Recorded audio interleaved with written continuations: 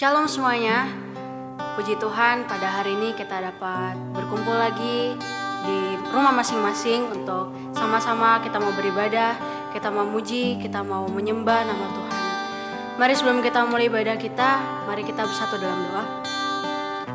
Bapa yang baik, kami mengucap syukur Tuhan untuk sepanjang kasih setiamu bagi kami.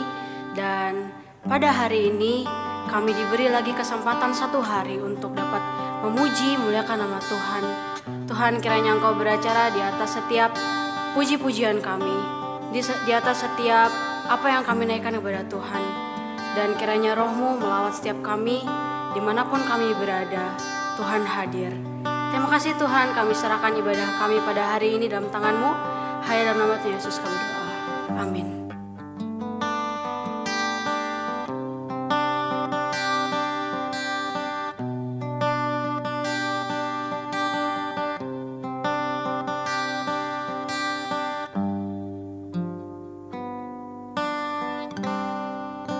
Kekuatan di jiwaku, ketenangan batinku, ada dalam hadirat-Mu, menyembah-Mu.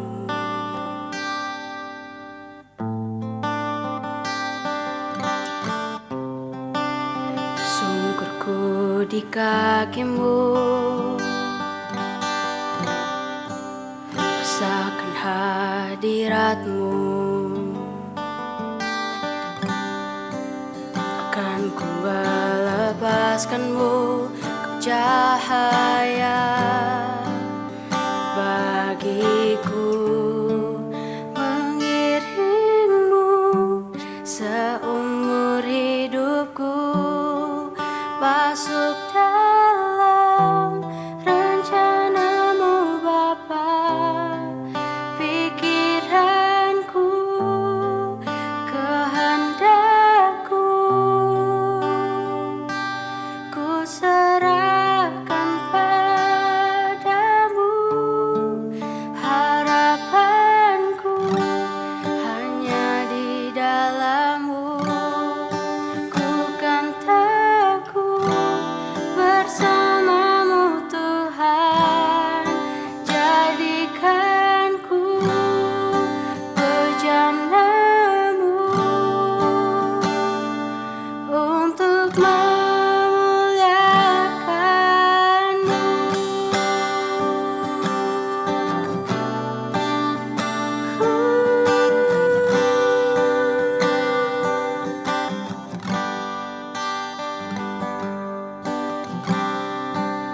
Tersungkurku di kaki-Mu, rasakan hadirat-Mu. Kan ku melepaskan-Mu, Kau cahaya bagiku. Mengiring-Mu seumur hidupku, masuk dalam rencana-Mu Bapa. Pikir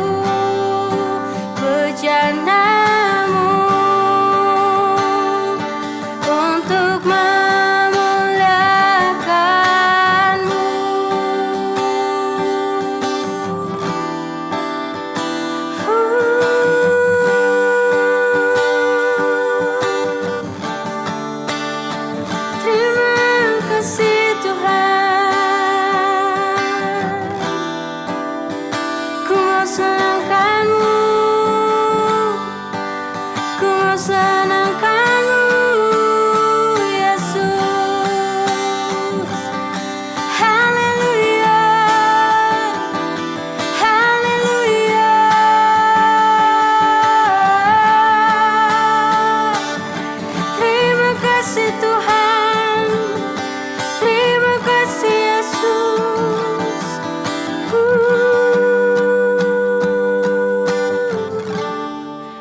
Mengiringmu seumur hidupku, masuk dalam rencanamu Bapa. Pikiranku, kehendakku, ku serahkan padamu. Harapanku hanya di dalam-Mu, ku kan teguh bersama-Mu Tuhan. Jadikanku bejana-Mu untuk memuliakan-Mu, untuk memuliakan-Mu, untuk memuliakan-Mu. Terima kasih Yesus, kami mau mengiring Engkau seumur hidup kami Tuhan, sebab Kaulah yang terindah dan Kaulah yang terbesar.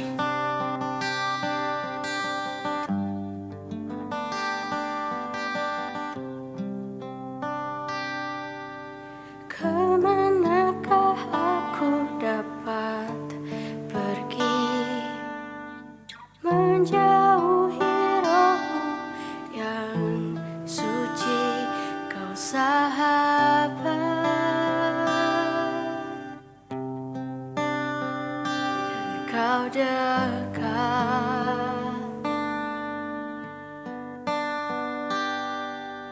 Bahkan seluruh pengabdianku tak bisa membalas kesetiaan-Mu, sungguh mulia dan berharga, sungguh besar pengorbanan-Mu bagiku, terlalu dalam untuk dimengerti, sungguh besar, sungguh indah yang Kau pikirkan tentangku, tak terselami bagiku, sungguh indah.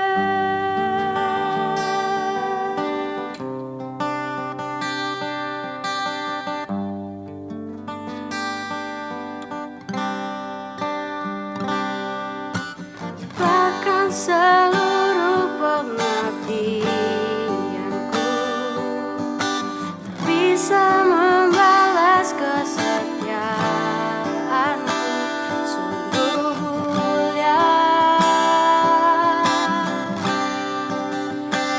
dan berharga, sungguh besar pengorbanan-Mu bagiku, terlalu dalam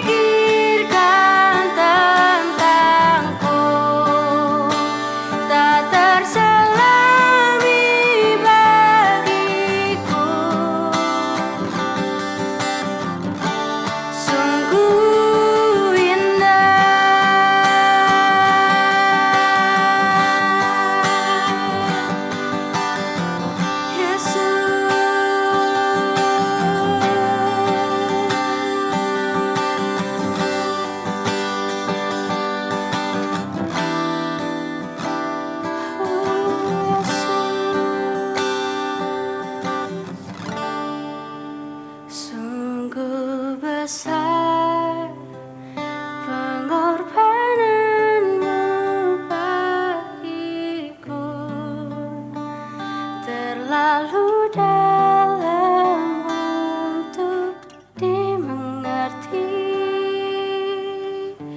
sungguh besar, sungguh indah yang kau pikirkan tentangku, tak terselami bagiku. Sungguh indah, sungguh besar pengorbananmu bagiku, terlalu dalam untuk dimengerti, sungguh besar,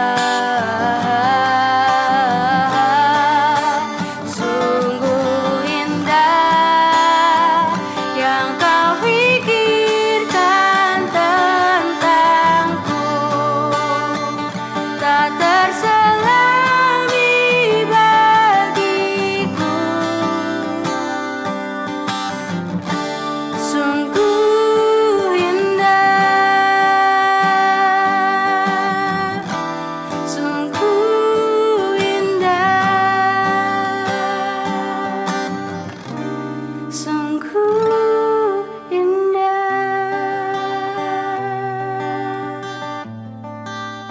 Sungguh besar namamu Tuhan, dan sungguh indah nama Engkau. Kami mengucap syukur Tuhan untuk segala kebaikan Tuhan. Kami mengucap syukur untuk segala yang Kau berikan bagi kami Tuhan. Dengan apa kami dapat membalas semuanya, selain dengan hati kami, selain dengan puji-pujian kami. Terima kasih Tuhan untuk semuanya. Dan sekarang kami mau mendengarkan sebagian dari firman-Mu. Tuhan tolong urapi lawat hamba-Mu yang akan memberitakan, sehingga hamba-Mu apa yang keluar dari mulut bibirnya itu semua daripada Engkau, dan dapat merema dalam hati kami, dan dapat kami lakukan dalam kehidupan kami sehari-hari. Kami serahkan semuanya dalam tangan Engkau. Hanya dalam nama Tuhan Yesus kami ucap syukur. Haleluya. Amin. Sebelum kita mendengarkan sebagian dari firman Tuhan, mari kita sama-sama memperhatikan pengumuman berikut ini.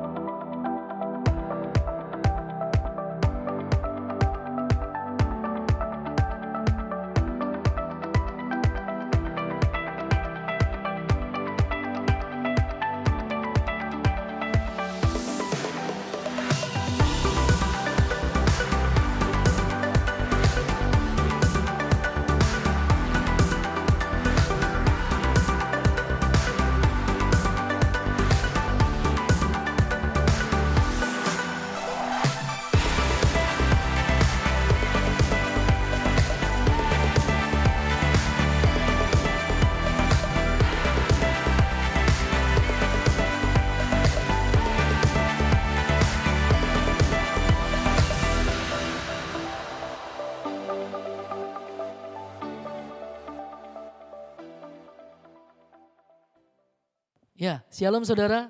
Puji Tuhan hari ini kita ketemu kembali dalam kasih Tuhan yang luar biasa. Satu tema yang akan kita pelajari sepanjang bulan ini adalah tentang damai.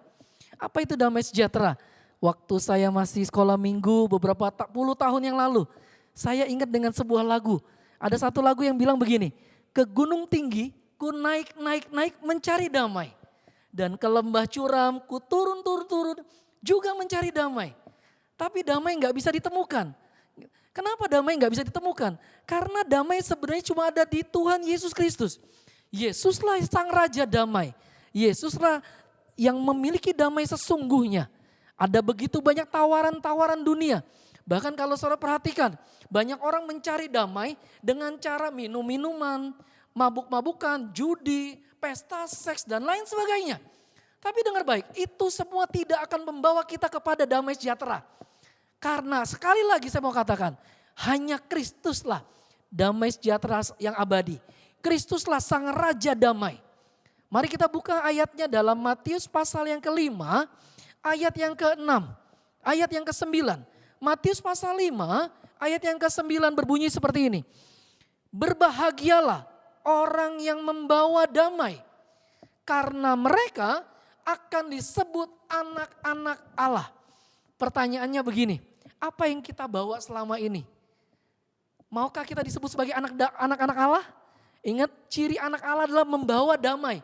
Membawa damai bukan cuma waktu ada di gereja, tetapi juga dimanapun Tuhan tempatkan kita, kita boleh menjadi sumber damai.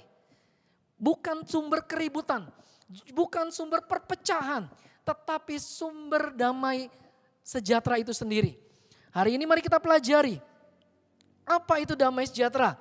Dengar baik, damai sejahtera bukan bicara soal uang, damai sejahtera bukan bicara soal harta, damai sejahtera bukan bicara soal bisnis yang lagi lancar atau tidak lancar.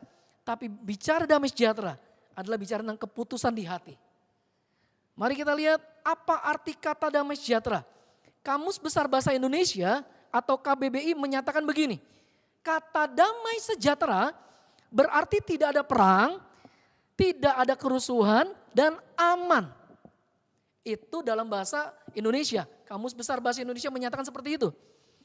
Kalau dalam bahasa Ibrani, kata damai sejahtera disebut dengan kata shalom. Shalom adalah damai sejahtera. Shalom berarti bukan cuma damai sejahtera, tetapi shalom berarti sentosa. Shalom berarti aman. Shalom berarti selamat. Shalom berarti perdamaian, ketenangan, dan komplit. Artinya begini, ketika kita menyatakan shalom bagi saudara-saudara kita, artinya kita sedang memberkati orang lain dengan damai sejahtera. Dan dalam bahasa Yunani disebutkan dengan arti yang cukup menarik. Dalam bahasa Yunani, kata damai sejahtera ditulis dengan kata eirene.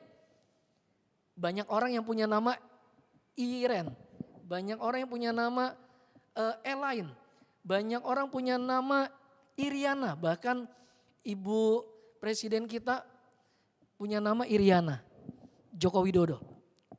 Apa itu eirene? Eirene berarti suatu keadaan yang tenang, damai, sentosa, tanpa huru hara atau perang, keharmonisan antar individu, keamanan, keselamatan, kemakmuran. Jadi orang yang punya nama Irene atau Iriana itu artinya adalah orang yang punya damai sejahtera, membawa ketenangan di hati. Jangan sampai orang namanya Iriana tapi tukang ribut. Hari ini mari kita belajar lebih dalam lagi. Mengapa begitu penting hal damai sejahtera ini untuk diajarkan? Dengar baik, ada begitu banyak ayat yang menyatakan tentang damai sejahtera. Kenapa begitu penting ayat ini? Mengapa begitu penting topik ini? Bahkan damai sejahtera juga salah satu dari buah roh. Damai sejahtera bicara begitu banyak di Alkitab. Kenapa begitu penting? Dengar baik. Karena Roma 14 ayat 17 menyatakan seperti ini. Sebab kerajaan Allah bukanlah soal makanan dan minuman, tetapi soal kebenaran, damai sejahtera, dan sukacita oleh Roh Kudus. Saudara, dengar baik. Yang pertama adalah bukan soal makanan. Damai sejahtera bukan soal makanan. Damai sejahtera bukan soal minuman. Sorga itu bukan cuma bicara makanan dan minuman. Sorga bicara kebenaran. Sorga bicara damai sejahtera. Bagaimana damai sejahtera bisa terjadi kalau tidak ada kebenaran? Jadi awalnya dimulai oleh yang namanya kebenaran. Hidup dalam kebenaran, damai sejahtera, dan sukacita oleh Roh Kudus. Ayat ini mencatat begitu luar biasa. Artinya begini, mari kita lakukan yang namanya kebenaran dulu. Baru timbul yang namanya damai sejahtera. Kemudian ada sukacita dalam Roh Kudus. Bagaimana kita bisa dapatin yang namanya damai sejahtera kalau kita nggak melakukan yang namanya kebenaran? Mengapa begitu penting? Ini jawabannya. Karena hal kerajaan sorga bukan soal makanan dan minuman. Tapi soal kebenaran, damai sejahtera, dan sukacita oleh Roh Kudus. Ini sesuatu yang penting sekali. Mari kita belajar kapan damai sejahtera ada dalam hidup kita. Ingat, harusnya kemanapun kita ada sebagai anak-anak Allah, sebagai anak-anak yang percaya Kristus. Harusnya dimanapun kita ada, di situ ada yang namanya damai sejahtera. Beberapa tahun yang lalu ketika saya ingin menikah, saya dibimbing oleh salah satu bapak rohani saya. Namanya Pendeta Herman Julius. Dalam bimbingan terakhir yang dia sampaikan, dia hanya mengajarkan kami enggak terlalu banyak dan cuma beberapa kata yang dia sampaikan dan saya ingat sekali sampai hari ini. Dia katakan begini, ingat ya, pernikahan pasti ada keributan. Pernikahan pasti ada percecokan. Enggak peduli kamu mau lulusan teologi atau mau lulusan apa. Pasti yang namanya dua hati, dua pikiran dijadikan satu, pasti ada masalah. Pasti ada kesalahpahaman. Dan saya ingat nasihat beliau. Beliau katakan begini, ingat masalah besar harus jadi kecil. Dan masalah kecil harus dihilangkan. Bukan sebaliknya, masalah kecil dibesar-besarkan.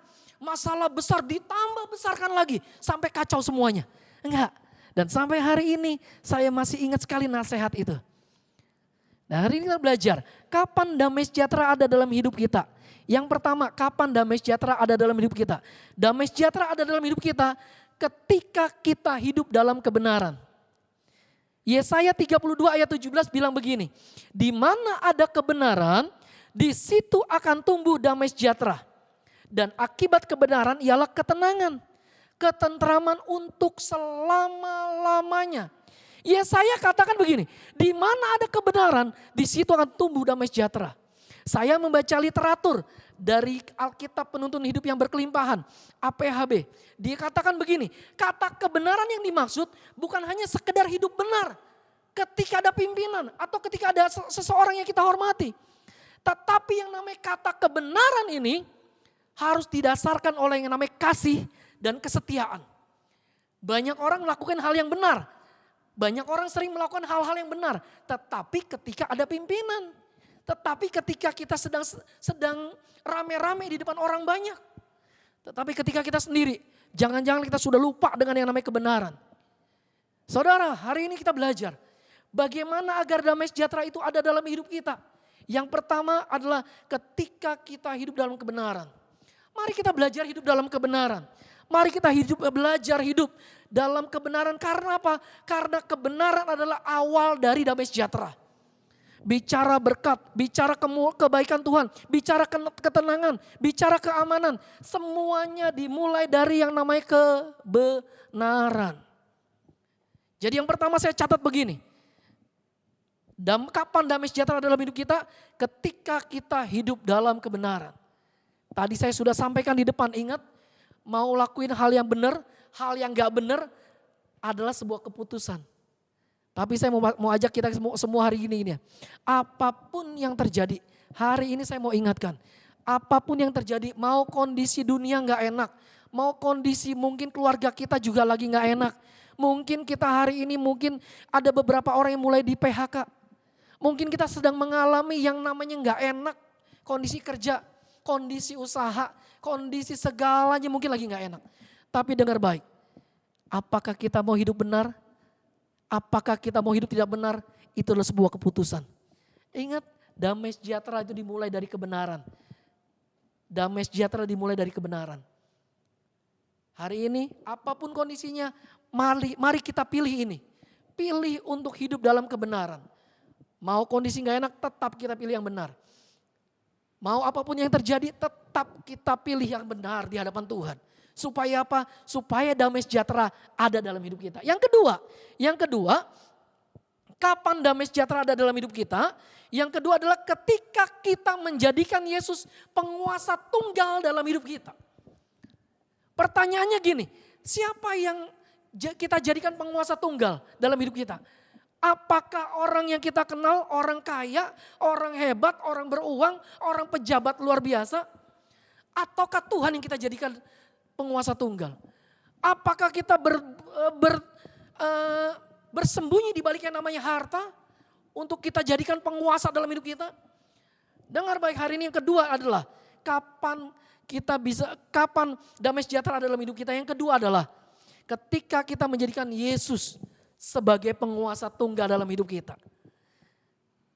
Alkitab mencatat begini saudara-saudara. Hal yang terjadi, kekacauan terjadi ketika murid-murid Yesus masuk ke dalam yang namanya sebuah perahu. Dan menghadapi angin topan begitu luar biasa.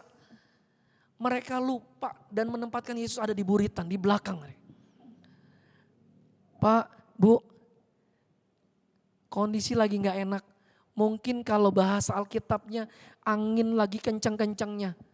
Air lagi kencang-kencangnya. Mungkin kita seperti mengalami, seperti murid-murid Yesus ngalamin. Goncangan begitu banyak. Tapi mari kita tetap utamakan Tuhan dalam segala perkara. Saya punya begitu banyak kesaksian mengenai Tuhan nolong hidup saya. Saya pernah tinggal di sebuah kota yang namanya Surabaya. Saat itu kami sudah nggak punya uang untuk pulang ke Jakarta. Bahkan kalau nggak salah uang saya saat itu tinggal 50.000 rupiah. Sedangkan saya harus sama istri harus pulang ke Jakarta. Kami nggak tahu mesti cari uang di mana lagi. Itu saya ingat hari Sabtu jam 9 malam. Sampai jam 11 malam saya ngobrol dengan istri saya. Dan kami masih nggak punya uang. Padahal hari Senin kami harus pulang ke Jakarta. Setelah sekian lama saya tinggal di Surabaya, saya pengen pulang ke Jakarta. Saya ingat sekali kalau nggak salah jam 11 malam. Setengah 12 malam mungkin. Ada satu orang hamba Tuhan telepon saya. Dia bilang gini, Pak Hengki, apakah bisa melayani besok? Saya langsung jawab, oke Pak, saya bisa melayani besok. Dan itu adalah gereja di mana saya beribadah di situ. Itu adalah gereja di mana saya melayani seperti biasa di tempat itu. Dan gembala saya bilang begini, besok kamu yang khotbah dari pagi. Dan itu adalah khotbah pertama kali saya di gereja itu. Yang terjadi adalah saya melayani di pagi hari. Saya melayani pagi hari dan tidak selesai ibadah dan seperti biasa kami ramah tamah dan lain sebagainya. Dan gembala saya bilang lagi sama saya, Hengki bisa nggak lanjut untuk sesi kedua di sore hari nanti? Saya bilang siap Pak, saya bisa. Dan saudara tahu apa yang terjadi? Sore hari ketika saya sedang khotbah, tiba-tiba kurang lebih 50 meter dari tempat saya, mungkin gak sampai 30 meter dari tempat saya, ada satu orang ibu masuk ke gereja kami dan duduk sederetan dengan di mana saya sedang khotbah. Saya gak pernah lihat ibu itu ibadah di tempat kami. Selama beberapa bulan saya ibadah di gereja itu, saya tidak pernah lihat ibu ini ibadah di tempat kami. Saya nggak kenal ibu ini. Dan saudara tahu apa yang terjadi? Setelah saya selesai khotbah, tiba-tiba ibu ini datengin saya dan dia bilang begini, Pak Hengki, besok mau pulang ke Jakarta ya? Loh, saya bilang ibu tahu dari mana? Tadi saya sedang berdoa, ketika Bapak khotbah, Bapak seperti khotbah sedang menceritakan kisah hidup saya. Dia bilang begitu. Dan dia bilang begini, pokoknya Bapak malam ini harus nginep di tempat saya beserta istri. Kalau nggak beserta istri bahaya. Jadi dia bilang gini, hari ini harus nginep. Saya bilang Bu, saya bukan nggak mau nginep di tempat ibu. Karena apa? Karena saya itu ditempatkan satu tempat dan kami disuruh tanggung jawab atas rumah itu. Atas tempat itu. Dia bilang pokoknya hari ini harus nginep di tempat saya. Singkat cerita saya dan istri nginep di tempat ibu ini. Satu malam. Malamnya kami ngobrol dengan dia, kami berdoa buat ibu ini. Kami berdoa dan dia bilang begini, Pak Hengki besok gak boleh pulang ke Jakarta dulu. Loh terus gimana Bu? Kita mau ajak Bapak untuk keliling-keliling ke sekitar kota di Surabaya. Kami jadi keliling-keliling Tuban, kami keliling-keliling di kota sekitarnya. Gresik dan lain sebagainya. Pulang dari jalan-jalan. Terus ibu ini bilang begini, Pak kami sudah siapkan tiket. Ingat saya nggak pernah kenal ibu ini sebelumnya. Tapi ibu ini siapkan saya berkat begitu banyak. Sampai kami nangis di hadapan Tuhan dan kami bilang gini, Tuhan kirim orang yang kami gak kenal. Saudara tahu siapa ibu ini? Ibu ini akhir ceritanya dia bilang begini, Pak Hengki, saya itu sebenarnya gak pengen ke ibadah di sini hari ini. Tapi saya pengen ke gereja satu lagi di sebelah sana. Karena saya pikir sudah telat, maka saya ke gereja sini. Dan saya lihat Bapak khotbah. Tuhan bukakan begitu banyak jalan ketika kita mendahulukan Tuhan. Ketika kita jadikan Tuhan penguasa tunggal dalam hidup kita. Apa yang kita takutkan selama ini, tetap jadikan Tuhan penguasa tunggal dalam hidup kita. Ketika kita jadikan Tuhan penguasa tunggal dalam hidup kita, segalanya pasti aman. Boleh yang namanya air bergelombang, boleh yang namanya angin topan mendera kita. Tapi ketika ada Yesus dalam hidup kita, segalanya pasti aman. Yang setuju katakan amin. Daud bahkan mengatakan begini, Daud mengatakan ketika dia dalam kondisi yang enggak enak sekalipun. Beberapa minggu yang lalu Pak Gembala sudah mengatakan Daud melewati yang namanya lembah kekelaman. Dalam bahasa Ibrani-nya disebut dengan Salmafet. Lembah yang menakutkan, lembah yang tidak tahu masa depan seperti apa. Lembah yang kita enggak gelap semuanya dan banyak pencuri di sana. Banyak orang jahat di sekitar lembah itu. Tetapi Daud bilang gini, ketika aku menjadikan Allah sebagai gembala hidupku, aku pasti aman dan Tuhan pasti tempatkan kepada rumput yang hijau. Dengar baik, yang pertama,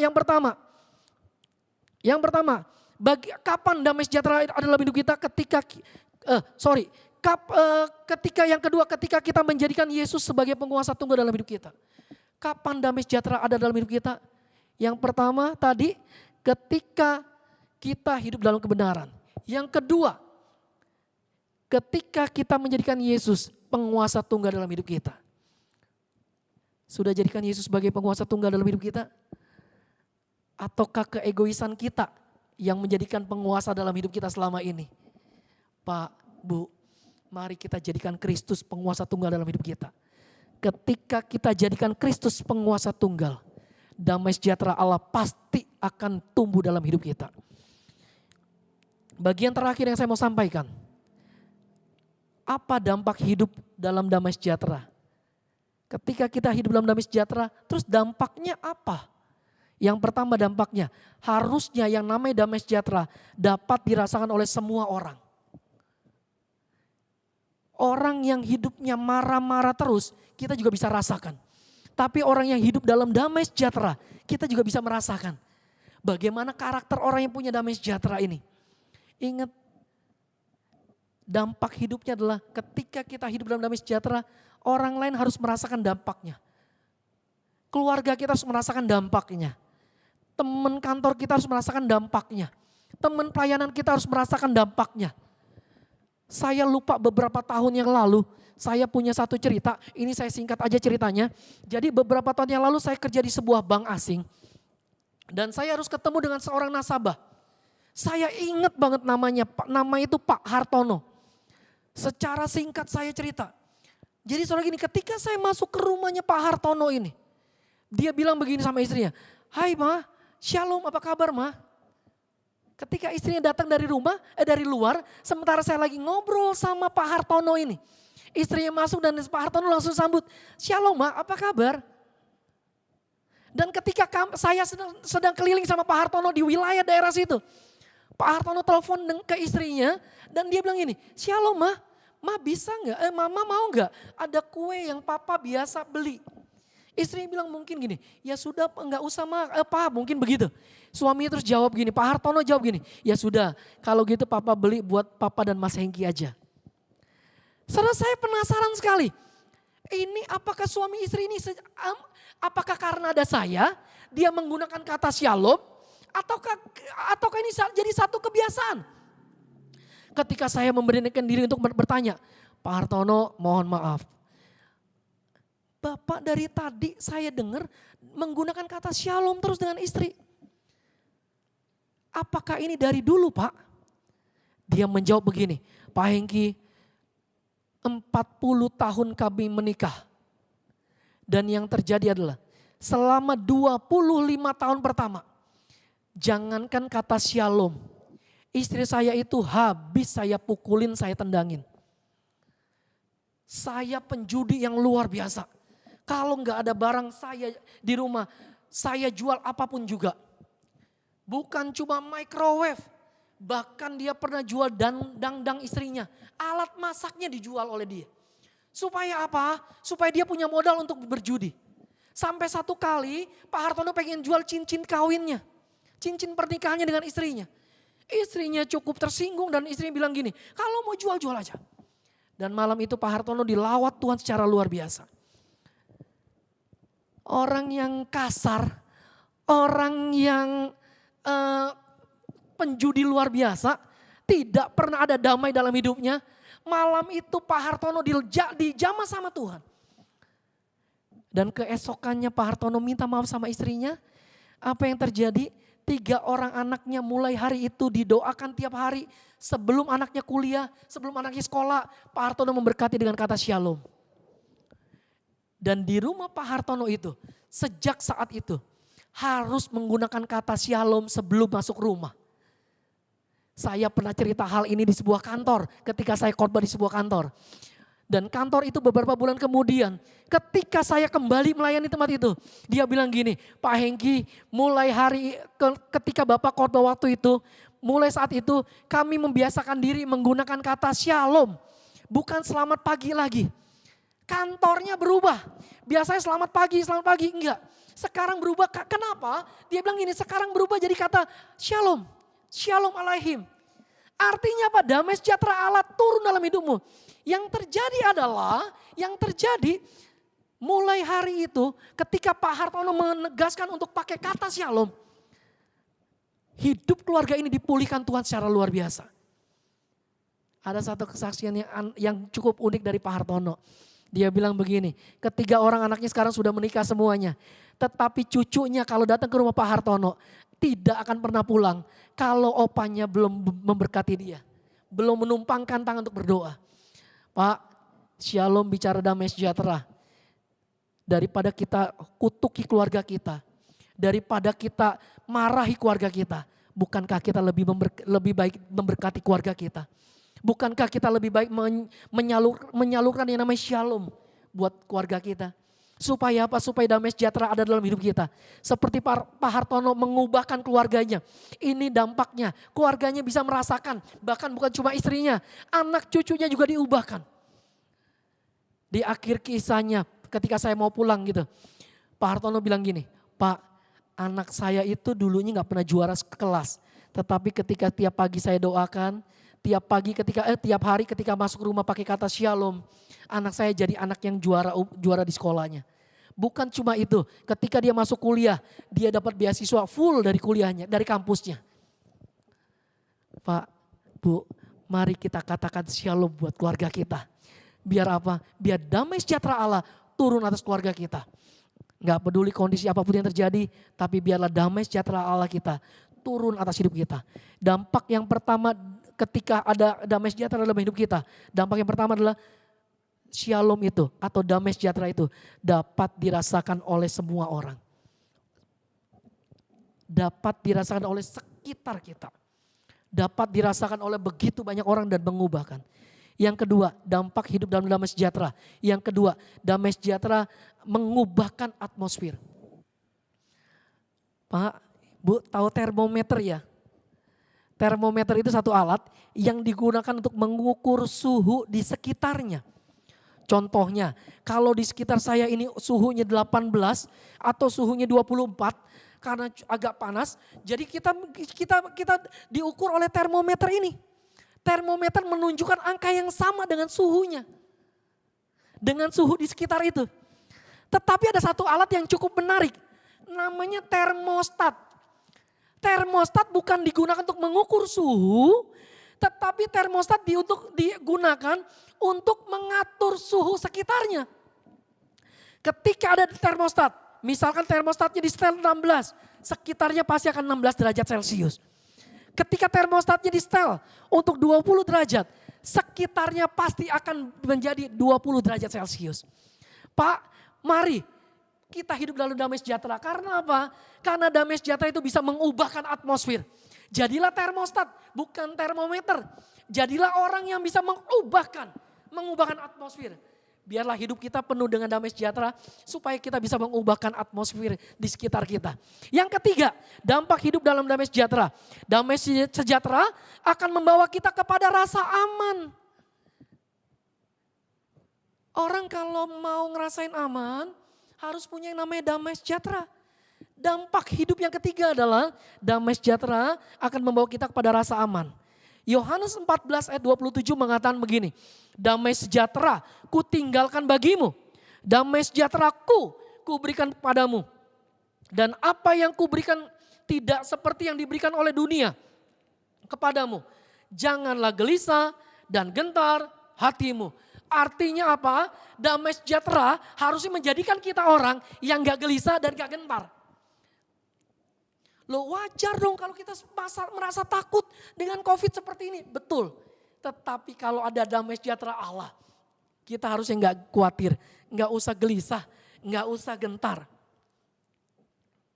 Mari saudara-saudara yang terakhir saya akan tutup dengan ini. Ciri-ciri orang yang memiliki rasa aman. Kalau tadi terakhir bilang begini, dampak hidup dalam damai sejahtera yang ketiga adalah damai sejahtera akan membawa kita kepada rasa aman. Ciri-ciri orang yang punya rasa aman seperti apa sih? Yang pertama gak gelisah. Kondisi besok gimana? Ya sudah tunggu besok, berjalan bersama Allah saja. Yang kedua orang yang memiliki rasa aman, gak gentar. Yang ketiga orang yang memiliki rasa aman, mudah mengucap syukur. Pak, Bu, sudahkah kita mengucap syukur hari ini?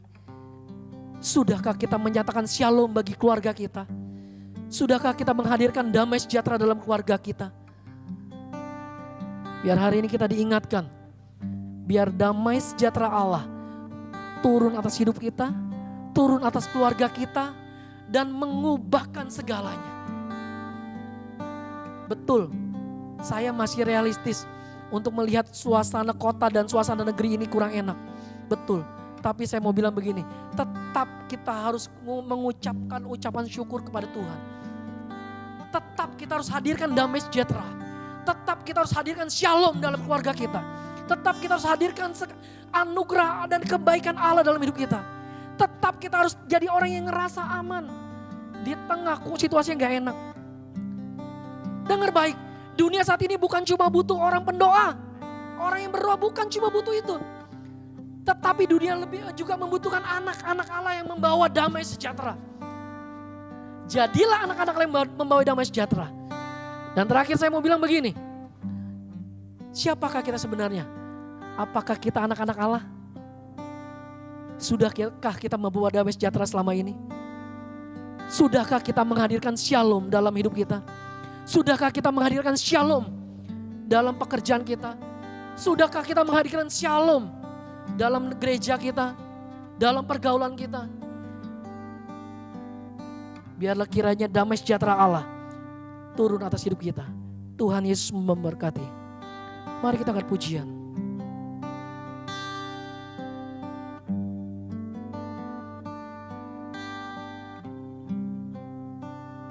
Kami mengucap syukur Kau baik. Kami tahu Tuhan, Engkaulah sumber damai sejahtera.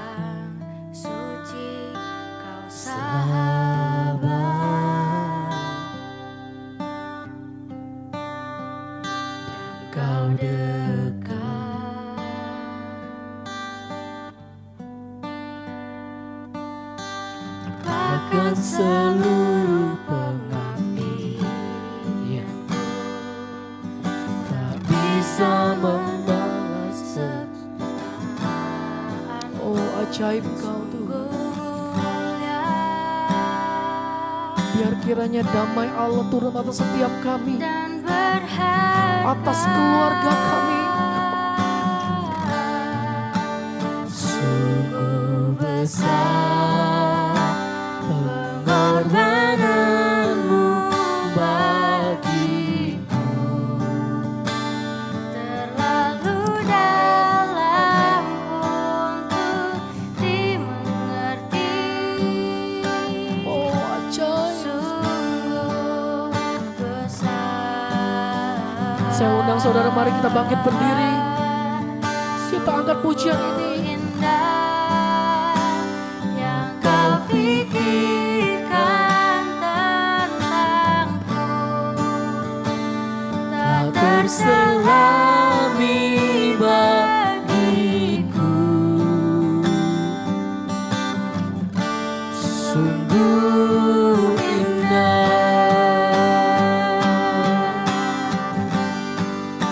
Sungguh besar pengorbananmu bagiku, terlalu dalam untuk dimengerti. Sungguh besar, Kau besar Tuhan. Kau ajaib Tuhan. sungguh indah Haleluya. yang kau pikirkan tentangku, Yesus. tak terselami bagiku. Oh Yesus. Amin. Sungguh indah,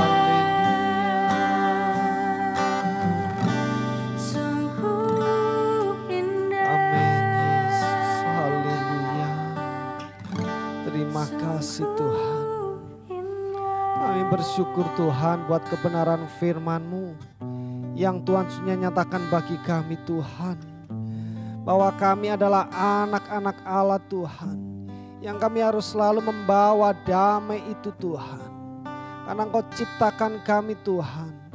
Menjadi rencana-Mu Tuhan. Untuk mengenapi setiap rancangan Tuhan. Yaitu kami boleh menjadi pembawa damai itu Tuhan. Sehingga setiap orang yang ada di sekitar kami, mereka boleh merasakan damai, mereka boleh merasakan ketenangan, mereka boleh merasakan keindahan itu Tuhan. Mengampuni Tuhan dalam hidup kami yang lampau. Mungkin saat kami ada, orang-orang di sekeliling kami menjadi tidak nyaman Tuhan. Orang di sekeliling kami menjadi kesulitan Tuhan, mengampuni kami. Biarlah Tuhan melalui kebenaran firman yang kami terima saat ini, kami boleh mengerti Tuhan. Untuk kami selalu hidup di dalam kebenaran dan mengandalkan Engkau Tuhan menjadi penguasa tunggal dalam hidup kami. Sehingga kami boleh membawa damai itu, membawa shalom itu Tuhan. Sehingga membawa orang datang kepada Engkau. Apapun keberadaan kami Tuhan. Sesulit apapun kondisi kami Tuhan, biarlah kami mau seperti Daud mengatakan Engkau adalah gembala kami Tuhan. Sehingga di dalam situasi apapun kami tidak kekurangan, kami memperoleh ketenangan dan damai itu boleh kami teruskan kepada orang di sekeliling kami. Terima kasih Tuhan. Apapun kondisi saat ini Tuhan, setiap umat-Mu yang ada, Tuhan boleh melawat mereka. Tuhan boleh menjamah mereka. Tuhan berikan shalom itu Tuhan. Sehingga hidup kami semua penuh dengan damai sejahtera. Dimanapun kami berada. Apapun kondisi kami. Sesulit apapun Tuhan. Engkau terus memberikan damai sejahtera. Terima kasih Tuhan. Memberkati setiap yang sudah terlibat Tuhan. Untuk pemberitaan firman-Mu, untuk ibadah ini. Tuhan berkati mereka semuanya. Dan setiap umat-Mu Tuhan juga boleh memberkati Tuhan. Memberikan pertolongan, memberikan kesehatan, memberikan kekuatan, memberikan pengharapan yang daripada Engkau Tuhan. Kami juga doakan buat keadaan yang ada saat ini. Terus kami memohon kepada Engkau, Tuhan berkemurahan, memberikan pemulihan bagi keadaan kami, bagi kota kami, bagi bangsa kami, bagi seluruh dunia yang ada Tuhan. Mereka yang terpapar penyakit, Tuhan jamah, Tuhan sembuhkan. Segala tenaga medis yang berjuang, Tuhan terus memberikan kekuatan kesehatan. Aparat pemerintahan Tuhan juga boleh memberikan hikmat. Sehingga semua boleh berjalan dengan baik. Kuasa boleh bekerja, memulihkan kami semuanya. Terima kasih Tuhan. Kami bersyukur atas segala kebaikan Tuhan. Kami bersyukur atas segala kemurahan Tuhan. Kami bersyukur hari ini kami ada. Kami tetap sehat, kami tetap kuat. Karena pertolongan dan penyertaan Tuhan. Terima kasih Tuhan. Terima kasih Tuhan. Dan sebelum kami akhiri ibadah ini, kami rindu Tuhan. Engkau sendiri memberkati kami Tuhan. Sehingga damai sejahtera-Mu melimpah atas hidup kami. Dan oleh karenanya, saudara kekasih, mari kita angkat tangan kita. Kita terima berkat yang daripada Tuhan. Turunlah, terimalah berkat dari Allah Bapa di surga. Cinta kasih sayang, kemurahan, damai sejahtera yang daripada Tuhan Yesus Kristus melingkupi kita semuanya. Dan persekutuannya yang dari kuasa Roh Kudus menyertai memberkati kita mulai saat ini sampai selama-lamanya. Terimalah dengan iman dalam berkat nama Tuhan Yesus Kristus. Semua percaya katakan amin. Shalom, shalom. Tuhan Yesus memberkati kita semua. There's a grace when the heart is under fire. Another way when the walls are closing in. And when I look at the space between where I used to be and this reckoning, I know I will never be alone. There was another in the fire, standing next to me. There was another in the waters, holding back the seas. And should I ever need reminding of how I've been set free, there is a cross that bears the burden, where another died for me. There is another in the fire.